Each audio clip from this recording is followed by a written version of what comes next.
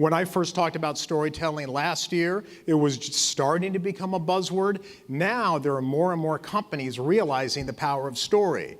I've talked to SAP, I've talked to Google, I've talked to a lot of other companies that realize, gee, we can't just blast ads to people anymore. We have to connect with them. Gee, how do we connect with them? Maybe through story. So they're just starting to come to grips with this. But story is very powerful. Story is how we communicate naturally to each other. Stories inform, stories educate, stories inspire. So how many of you remember Phil Ellsworth's story this morning? Just raise your hand. How many of you remember it? Okay, it looks like all of you. Terrific. How many of you remember slide number 3 on Phil's PowerPoint deck? Really? No, really. Not one? Okay, so I guess I could stop there. A story, that's all you need to know. Story is powerful. And that story was very interesting. When Phil was talking about his father, it had the dramatic arc, and we're going to talk about that. It had struggle and resolution. It was really fascinating. And then he applied it to himself. But that's the point. People remember story more than they'll remember anything else. I liked Phil's slides, by the way. I don't know if you noticed that. And Jerry's slides. Notice how clean and simple the slides were. And the slides complemented the story. It made the story more engaging, made it more interesting. But you don't necessarily remember the slides or the words on the slides, but you will remember the story. We'll talk about the importance of visuals too. But story is number one. Always have a story. Since the last time I was here, Alan Alda wrote a book, and I love this title. I wish I would have come up with this title. If I understood you, would I have this look on my face? And a lot of this book actually has to do with storytelling. Many of the things I told you last year are in this book, which reinforces, gives me a lot of confidence. I think a lot of people are looking at storytelling from different experiences in life. Obviously, he's from Hollywood. I'm more from the business side, but we arrive at the same conclusions. He's even using some of the same studies that I found. But he said something interesting. If we are looking for a way to bring emotion to someone, a story is the perfect vehicle. I've also had some conversations with Peter Guber. So Peter is the co-owner of the Warriors, and he's also the chairman of Mandalay Entertainment. He's a Hollywood producer. Well, he's very open about the fact that he failed early in his career to win some big development projects because he threw a barrage of facts at city leaders, data, statistics, tables, forecast, yet they were not organized in any way to engage people's emotions. So he realized, wait a minute, I'm the ultimate storyteller in Hollywood, and I'm not using my own formulas.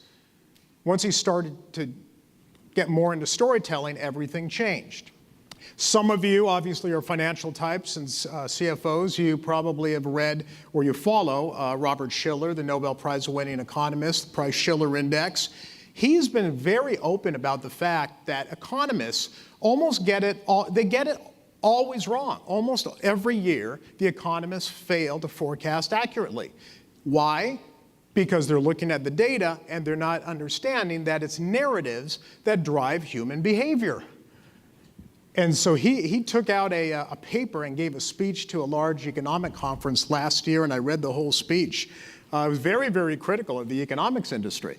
But he is a historian of storytelling and narrative. And so what he's done is he tracks every boom and bust throughout history in the US, and he can show you when the narratives change, that's when human psychology changes, which affects the markets.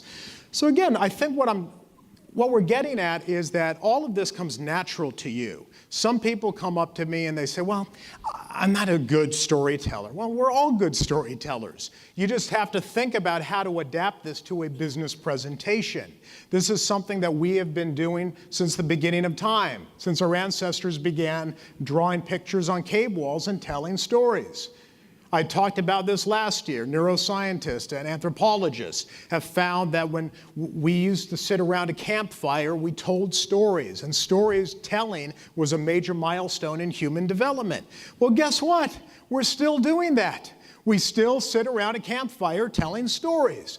This is a photograph of a beautiful fire pit on Necker Island, where Richard Branson lives. And Richard Branson told me, Carmine, on Fridays, I gathered the team around our campfire for the explicit reason to tell stories. And he said, funny thing, our best ideas come out of those campfire meetings. Our best ideas come, of course, because we are doing what comes naturally to all of us. Storytelling, and I used this quote last year, storytelling, Richard Branson said, can be used to drive change. Well, what's really fun for me is every once in a while, I'll use a quote from somebody famous or from a world business leader, but I won't ever have the chance of speaking to them. Well, I did have an opportunity a few months ago of sitting down with Richard Branson to ask him specifically about storytelling in business and why he thinks you cannot be a successful entrepreneur today unless you're a good storyteller. So I sat down with him and I said, Mr. Branson, I wanted to focus specifically on storytelling. Here's an excerpt from that conversation.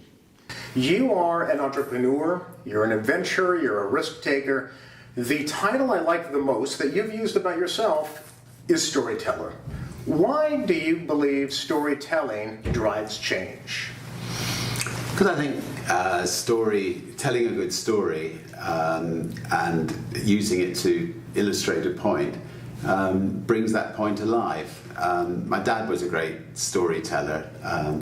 And his generation, the generation before that, they didn't have television, so people would sit around the campfire listening to them telling wonderful stories, and they got passed down generation by generation. And I mean, the reason I've written a couple of autobiographies is to tell stories which hopefully people will get some ideas from. And I think you're a natural storyteller. On the first page of your book, very first page, here's what you write. If your life is one long success story, it won't make for a good read.